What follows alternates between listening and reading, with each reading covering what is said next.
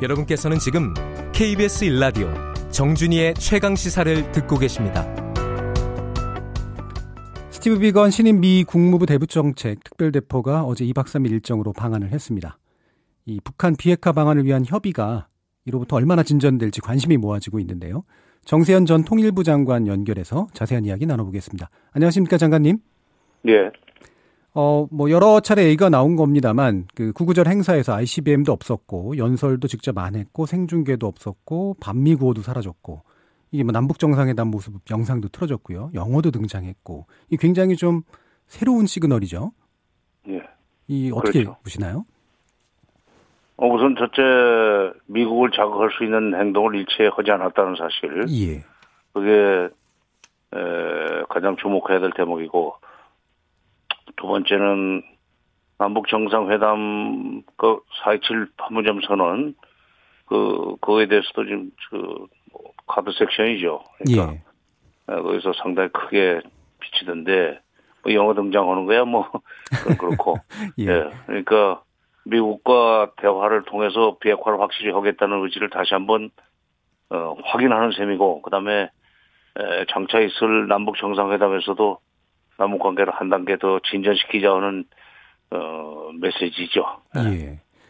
이게 참 용어라든가 이런 것도 확실히 좀 다르고, 이게 시기나 사안 때문이긴 하지만 사실 김정인 위원장의 일종의 통치 스타일이랄까 이런 것도 좀 확실히 차이점을 만드는 거라고 봐야겠죠? 그렇습니다. 그 아버지 때하고 다르네요. 예. 김정일 때하고 달라요. 확실히 다르죠. 굉장히 유연하고, 예. 어저께, 그러니까 김일성 광장 그 열병식 그 사진을 저도 봤는데, 어떻게 보면은 지난 2월 달에 있었던 건군절 기념 행사보다도 훨씬, 규모도 작고, 예. 이런 걸로 봐서는 확실히 지금 미국에 지금 일종의 러브콜을 보내는 거 아니냐. 예. 그러니까 지금 친서도 보내지 않았어요. 그렇죠. 트럼프 대통령한테. 예. 이런 거 보면은 지금 김정은 위원장의 비핵화 의지에 대한 진정성은 이제 의심할 여지가 없다. 예. 자꾸 지금도 봐야 되는 거 아니냐. 두고 봐야지 지금 이렇게 예단할 수 없다는 식으로 얘기하는 사람들이 있는데, 예. 이 정도 되면은, 그렇죠. 이 정도 되면은 미국도 이제 종전선언에 대해서 예. 입장 표명을 해줘야 됩니다. 예. 계속 비핵화 실질적인 조치를 취해야만 종전선언을 해주겠다는, 이렇게 선 비핵화 후 종전선언, 이 순서는 옳지 않다고 봅니다. 예. 실제로 트럼프 미국 대통령도 열병식에 대해서 상당히 긍정적으로 고맙다는 표현까지 썼고, 그 다음에 친서가 온다고 얘기하면서 오기 전에도 또 사실 되게 긍정적인 발언까지 할 정도였었는데요. 그 친서가 이제 어쨌든 전달됐다라고 지금 나왔고, 2차 북미 정상회담 요청이라고 백악관 샌더스 대변인의 발표가 있었습니다. 그럼 이제 네. 정상회담 분명히 뭔가 진행이 될 것 같고, 북미 정상회담이 이 날짜에 네. 관련된 얘기나 이런 것들이 이제 이후 진행이 논의가 될까요? 그렇죠. 친서를 보내고 또 2차 북미 정상회담을 하자는 얘기까지 했으면 남북 정상회담 후에 북미 간의 실무 협상이 시작될 것 같은데요. 예. 폼페이오 장관이 지금 친서를 들고 와서 대통령한테 보고를 했다는 거죠. 예. 아마도 거기서는 비핵화 관련해서 미국 측의 요구를 일정 정도 들어주는 내용이 좀 들어가 있지 않나가. 예. 그러니까 트럼프 대통령이 고맙다는 얘기까지 한 것 같아요. 예. 편지 보냈다고 고맙다고 할 리는 없고. 그렇죠. 예. 아무래도 자기 요구가 많이 반영이 됐다. 특히 지금 반대 세력이라고 그랬습니까? 뭐라고 그랬습니까? 자기를 돕지 않고 비판하는 사람들이 조금 후회하게 만들어주겠다는 그런 비슷한 표현을 썼던데. 예. 트럼프 대통령이 좀 탄력을 좀 받는 것 같습니다. 그러니까 예. 김정은 위원장이 친서 하나 가지고 그러는 게 아니고. 그렇죠. 예. 내부적으로도 지금 뉴욕타임스의 익명의 정부 당국자라고 하면서 트럼프 대통령 주변에 저항 세력이 있다라고 했더니 전부 지금 펜스 부통령부터 시작해 나는 아니다 이런 식으로 미국의 뭡니까 새로운 바람이 불고 있어요. 미투가 아니라 난미. 난미. 예. 난미 운동 바람 불고 있어요. 이제 볼턴도 나는 아니다 하는 얘기를 해야 될 차례가 됐다고 봅니다. 예. 왜냐하면 이번 친서, 그다음에 2차 북미 정상회담 제안 이런 등등이 비핵화 속도를 좀 내게 할 수 있는 미국 내에서의 동력이 생길 것 같은 느낌입니다. 예. 방금도 이제 말씀 주셨지만 사실은 지금 굉장히 좀 곤혹스러운 상황이었잖아요. 트럼프 대통령이. 그러니까 미 행정부 고위 관료가 임명 기구까지 해서 막 상당히 아주 민감한 내용들을 가지고 얘기했고, 심지어 이제 그거에 대해서 트럼프 대통령 반역이라는 표현까지 이제 썼는데, 이런 이제 미국 내 반발이랄까, 그다음에 견제하는 그런 세력이라고 하는 부분들이 현재 어떤 국면에서 이제 확실히 좀 뒤집힐 수 있는 어떤 동력을 얻었다고 판단하시나요? 예. 아니, 우선 펜스 부통령이 자기 절대 아니라는 식으로 공개적으로 얘기하지 않았어요. 예. 어떻게 보면 제일 좀 강한 저항 세력이 저항자가 그 펜스 부통령이었는데. 그렇죠. 후계자이기까지. 본인은 아니다 하는 식으로 얘기하는 거 보면. 그 익명의 뉴욕타임스 기고가 상당히 전략적으로 트럼프 대통령을 도와주는 그런 결과가 됐고, 지금 밖에서 친서가 들어오고 김정은 위원장으로부터 폼페오의 방북을 초청하는 내용도 들어가 있고, 이렇게 되면은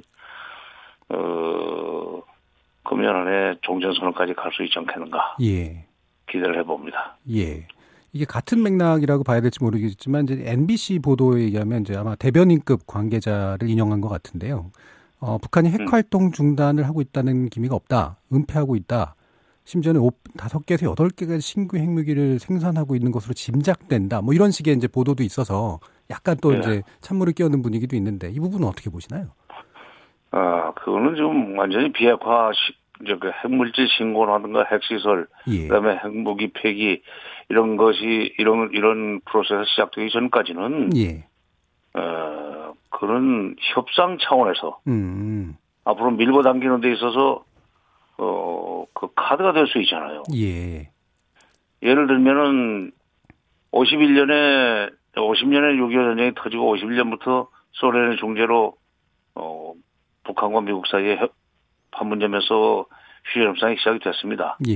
휴전 협상이 시작이 되면서 오히려 전투는 치열해졌어요. 그랬죠. 언제 휴전이 될지 모르는데 그때 가서 한 뼘이라도 더 남쪽으로 내려가자, 한 뼘이라도 더 북쪽으로 올라가자는 그런 그 계산 때문에 협상을 앞두면은 그런 협상 카드를 키울 수 있는, 내지는 그 기정사실화할 수 있는 여러 가지 수단을 계속 가동한다고 봐야죠. 그거를 진정성에 대한 의심을 정당화할 수 있는 근거로 쓰면 안 되죠. 협상을 앞둔 일종의 전술적 그 조치라고 봐야 되고, 뭐 그럴 가능성이 있다고 봅니다, 저는. 자, 그러면 이제 어제는 이제 스티브 비건 신임 미국 국무부 대북정책 특별대표가 방한을 해가지고 이도헌 한반도 평화교섭본부장하고 만찬을 했고, 외교부 장관, 통일부 장관도 만남을 하려고 하는데, 여기서 이제 또 꽤 중요한 얘기들이 오가겠죠? 근데 이 육자회담 한반도 대북정책 특별대표라는 게 사실은 미국의 육자회담 수석대표인데, 그리고 우리 만났던 사람도 이도훈 평화교섭본부장도 육자회담 수석대표입니다. 그 육자회담 수석대표들이 만났다는 것은 앞으로 그 비핵화를 위한 국제협조, 미북 간의 얘기는 시작이 됐지만은 비핵화 프로세스를 확인하고 또는 그 인정하는, 검증하고 확인하는 그런 활동을 IAEA뿐만 아니라 한반도 주변에 북한을 둘러싼 그 실질 당사자 간의, 북핵 문제 실질 당사자 간의 협조가 필요하다는 생각에서 아마 그런 행보를 시작한 것 같습니다.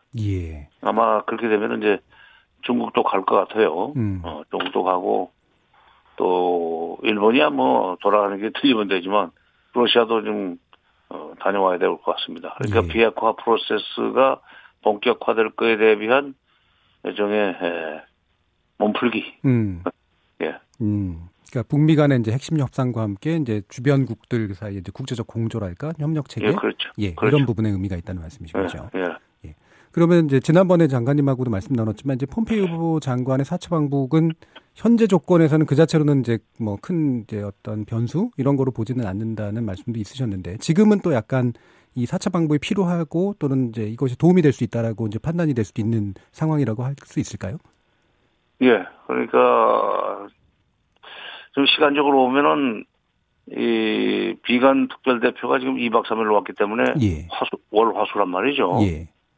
그럼 이제 목금토고 그다음에 화요일부터 남북 정상회담이 시작됩니다. 예.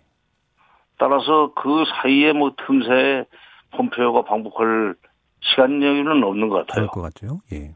그러면 결국 이제 문재인 대통령의 평양 방북과 남북 정상회담, 3차 남북 정상회담이 끝나고 난 뒤에 거기서 나온 비핵화 관련된 북한의 입장 변화랄까, 앞으로의 이 전략 정책 방향에 대한 확실한, 뭐, 근거를 가지고 폼페이오 장관이 방북을 하지 않겠는가. 예. 그래서, 비핵화 핵물질 신고 및 사찰 문제와 관련돼서 언제까지 북한이 움직일 것인지 좀 답을 듣고, 그렇다면은 종전선언 문제도 언제까지 답을 주겠다는, 대충 이제 틀을 짠 뒤에 북미 정상회담 일정도 그때 결정되지 않겠는가. 예, 예. 네.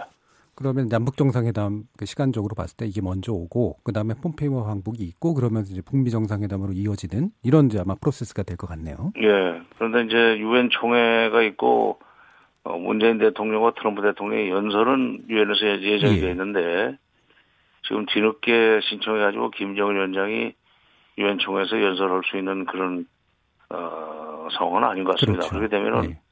유엔에서 세 사람이 만나는 것은 현적으로 어렵게 됐다. 예, 예. 별도로 만나서 뭐 종전선언을 하든지 이래야 되지 않겠는가 생각입니다. 예. 종전선언은 근데 꼭 정상들이 할 건 필요는 없어요. 예, 예. 예.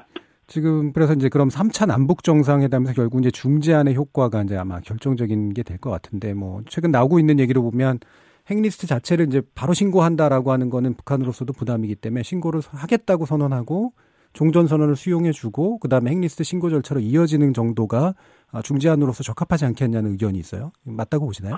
그렇죠. 아니 예. 과거에 핵 문제 북미 간의 미북 간의 핵 협상 선례로 봐도 예.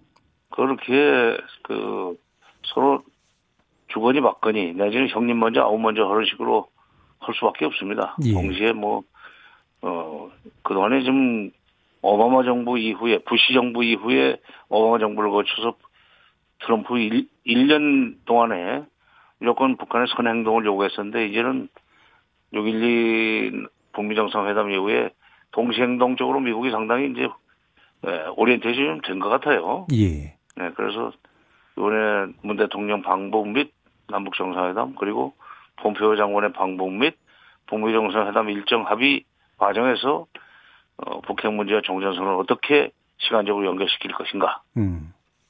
비핵화. 예. 그러니까 신고라든지 사찰 이것과 종전선언을 어떻게 시간적으로 연결시킬 것인가 하는 것도 대충 그림이 나오지 않겠는가 하는 생각입니다. 예. 그럼 마지막으로 지금 당장의 종전선언 좀 더 당겨지진 않겠지만 연내 종전선언은 어느 정도 가능하다 얘기해 주신다면요. 그거 쉽지 않을 것 같은데 왜냐하면 연내는 해야죠. 연내는 그냥 못할 건 없어요. 그러니까 꼭 정상들이 올라올 것 같으면은 시간 내기가 어려울 텐데 그건 뭐 외교부 장관들끼리 해도 되는 거고 예. 또 굳이 또 그걸 해치워야만 된다면 중국이 들어가느냐 안 들어가는 문제를 가지고 계속 그동안에 밀고 당기가 있었고 그것 때문에 시간이 지금 자꾸 지연되고 있는데 예, 알겠습니다. 그 문제에 대해서 결단을 내야죠. 예, 감사합니다. 예, 정세현 전 통일부 장관이었습니다.